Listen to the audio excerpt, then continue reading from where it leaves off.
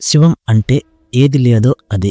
ఈ విశ్వం శూన్యం నుండి పుట్టింది, మళ్ళీ ఆ శూన్యంలోకి కలుస్తుంది. మహాశివరాత్రి కేవలం జాగారం చేయడానికి మాత్రమే కాదు, మనలో నిద్రాణంగా ఉన్న శక్తిని మేల్కొలపడానికి వచ్చిన అద్భుతమైన అవకాశం. మనమందరం జీవితంలో ఎప్పుడో ఒకప్పుడు చీకటిని చూస్తాం, ఓటమి, బాధ, ఒత్తిడి. కానీ ఆ చీకటిని దాటి వెలుగులోకి రావడమే శివతత్వం. ఈరోజు శివుడి నుండి మనం నేర్చుకోవాల్సిన పాఠం ఒక్కటే: నిశ్చలత్వం అండ్ సంకల్పం.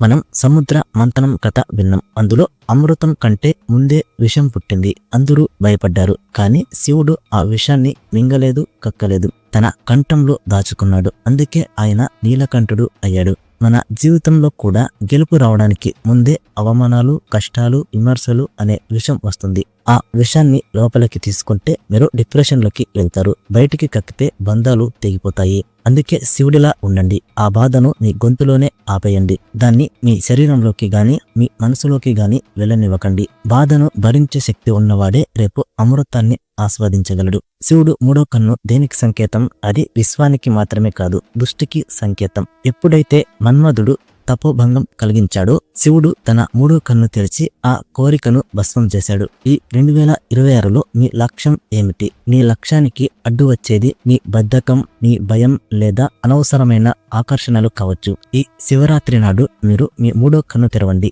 మీ చుట్టూ ఉన్న డిస్ట్రాక్షన్స్ ని భస్మం చేయండి. ఎప్పుడైతే అనవసరమైన వాటిని కాల్చేస్తారో అప్పుడే అసలైన తత్వం కనిపిస్తుంది. అదే మీ విజయం. శివుడు కైలాసంలో ఉంటాడు, శ్మశానంలోనూ ఉంటాడు. ఆయనకు బంగారంపై మమకారం లేదు, బూడిదపై అసహస్యం లేదు. దీన్నే వైరాగ్యం లేదా స్థితప్రజ్ఞత అంటారు. మీ దగ్గర అన్నీ ఉన్నప్పుడు పొంగిపోవడం, ఏమీ లేనప్పుడు కుంగిపోవడం ఇది సామాన్యుడి లక్షణం. కానీ ఏ పరిస్థితుల్లోనైనా చలించకుండా ఉండటమే శివ లక్షణం. ఈ సంవత్సరం ఫలితాన్ని ఆశించకుండా పనిచేయడం నేర్చుకోండి. గెలుపు వస్తే తలకు ఎక్కించుకోకండి, ఓటమి వస్తే గుండెకు హత్తుకోకండి. శివరాత్రి అంటే నిద్రపోకుండా ఉండటం మాత్రమే కాదు, స్పృహతో ఉండటం. ఈ రాత్రి మీలోని పాత మనిషిని చంపేయండి, మీ భయాలను లయం చేయండి. రేపు ఉదయం సూర్యుడు వచ్చినప్పుడు మీరు ఒక కొత్త శక్తిగా, ఒక కొత్త శివుడిగా లేవాలి. ఓం నమః శివాయ. హర హర మహాదేవ్.